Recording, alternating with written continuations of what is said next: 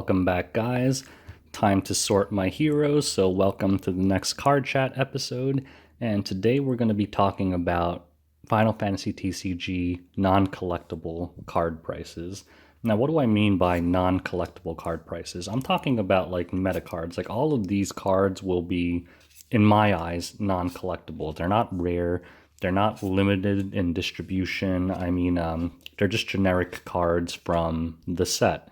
So basically, unlike Wave 1 cards or, limited print promo cards, these have, to me, no collector value in terms of, or I don't want to say that, not no collector value, no investment value. You shouldn't really expect the price of any of these cards to really ever explode or never treat this as an investment. Just enjoy it for the artwork, put it in your binder, and have fun playing with them. I mean, that's what the game is for, right? To play with. But don't buy these. Like some people in like Magic the Gathering and stuff, they hoard a lot of cards and they're really just hoping that the prices of the cards will skyrocket and they'll make a fortune or something. I would say don't really plan on doing that with any of these cards. This is not a good idea. So with that said, I wanted to do this video kind of talk about card prices because this set just came out and the prices are all over the place. So I thought it'd be like a perfect opportunity to discuss it because you can really kind of see what's going on with prices currently. So right now, you guys might be seeing this video a few weeks after I recorded it because I don't want to release everything at once. But right now, Opus 8 has been out for about 2 days, I guess, and the TCG player prices are out of control. I mean, like some of them are like $50 to $60 for the foils. I mean, they're legit just all over the place. That's because there hasn't been any time for the prices to stabilize, for people to find out what cards are good in the meta and what's actually worth money. And that happens with every set.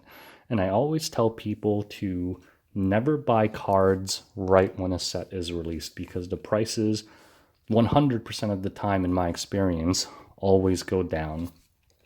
With the exception of maybe like 5 to 10 cards in the set occasionally go up because they turn out to be really powerful and maybe no one expected it in the beginning. I think some examples are like Wall and SHANTOTTO, although realistically everyone knew those were strong in the beginning. But the point is, never buy cards right away when a set is released because the value is 100% going to go down over time. Like right now, even non-foil legends are sitting at like $20, $30 each. That is not going to keep. So don't buy it right now. Don't stress out. The one sucky part about this is that for players, they want to build competitive decks, right? So they don't really want to wait. They want to have those cards to build and compete right away.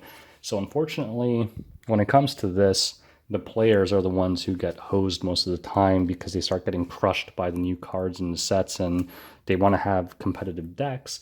So they kind of want to buy right away if they're attending events and stuff. And they can't really always wait for prices to go down if they actually want to be competitive in their events. So that sucks for them. But other than that, I'd say from a collecting point of view, never buy these cards. Just wait a few weeks, wait a few months if you can, because really, in the beginning, even the crappy no value legends will always be like $10+ for non-foil and like $20+ for the foil. But if you watch, like, look at some of the Opus 1 cards, like, even the legends are, some of them are below $1, a single dollar for a legend. And that's because they have really no value whatsoever in the meta, like, they suck. So even though they're legends, no one wants them, so the people who are holding on to them can't sell them no matter what price they sell them at. So if you're just trying to complete like a full foil set or something, like I'm more collector than player. I'd love to be a player, but as I've said before, I can't because there's no scene around here. So from a collecting standpoint, just wait, guys. Like, don't buy singles on TCG Player right away. If you're just going to put it in a binder, the price, I promise you, the price is going to go down on 90% of these cards.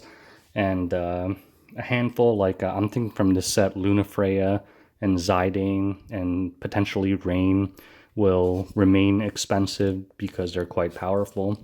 Other than those, and maybe a handful of select heroes. Other than those, the rest of them are going to go down in price, and you'll be able to pick them up for pennies on the dollar within like 6 months.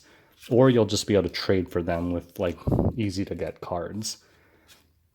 So let's talk about that. Why is that? It's because it's very simple, actually. It's just supply and demand, right?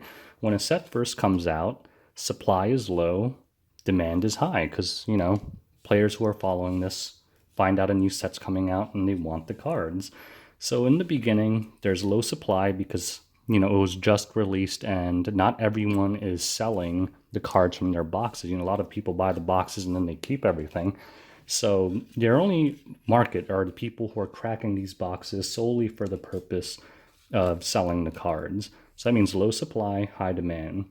As time goes on, a lot of people who are leaving the game or retiring or trying to change their decks, they start listing these cards in droves. And the demand side of it drops significantly because the people who want the cards already picked it up in the first 1 or 2 months, so they don't need anything anymore. So as soon as the cards are released, after the first 2 weeks, the equation kind of changes because in the beginning, low supply, high demand. As time goes on, demand just starts dropping and dropping and dropping, and the supply keeps going up and up and up because everyone's dumping their cards when they don't need them anymore. And of course, the only exceptions are the things that are extremely powerful, like Wall from Opus 5, Cloud of Darkness from Opus 5, SHANTOTTO from Opus 1. They always retain value because they've been strong throughout all phases of the game. Like, those cards are still played today, years after release. But anything other than those, they're always going to go down.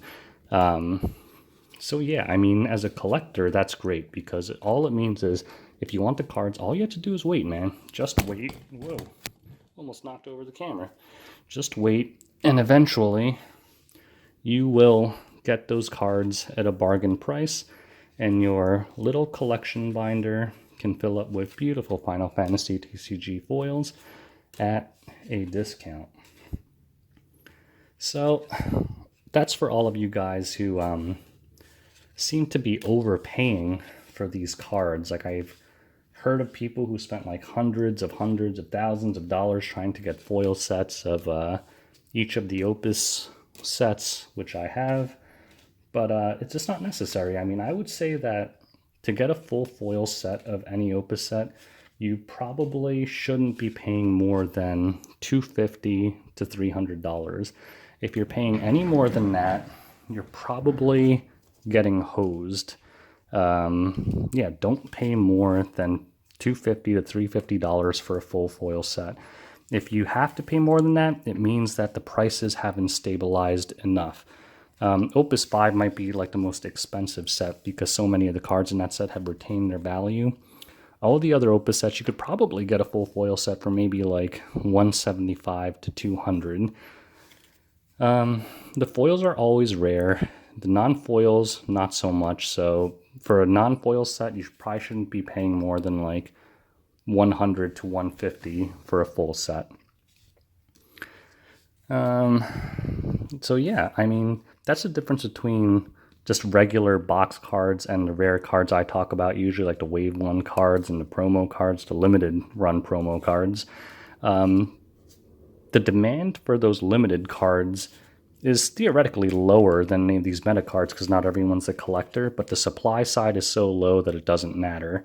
With these cards, the supply side, as far as I'm concerned, is infinite. Like, yeah, it's not like they printed infinite copies of these cards, but for all practical purposes, they did. Because there must be, like, for each of the commons, like 5 to 10 million in print? There's never going to be 5 to 10 million people in the world who really want a specific common, you know? But something like the Gabranth 30th anniversary promo, where all sources seem to indicate that there's about 5,000 of them in the world, there's more than 5,000 Final Fantasy TCG players.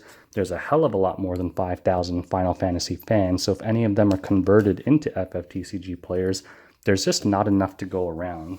you always have to think about when it comes to pricing, is there enough to go around? And for these, the answer is more than enough. There's more than enough even Legend non-foils for every Final Fantasy fan to have one of each.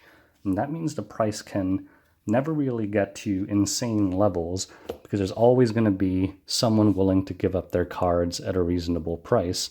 I would say that no non-foil Legend outside of Wave 1s will ever break $50. Minus inflation, of course, like $50 in today's dollars. Maybe in like 100 years, if this is still around, inflation will have pushed it far past that. So in general, I would say just be mindful of how you spend your money. I mean, it's your hard-earned dollars. Don't blow it all buying things that you know are going to go down in value over the next few months. If you're a player and you want the cards, just trade for them. I'm sure you have extras. Give them like a box of rares for that one hero or one legend you need. Don't spend $20 for a stupid card that you know is going to be $5 in a couple of months. So anyways, that's my card chat topic of the day. Just a general explanation of how prices move over time with FFTCG cards. And I think that about sums it up. If you have any questions or want examples, just leave them in the comments below. And have a great rest of the day. See you later, guys.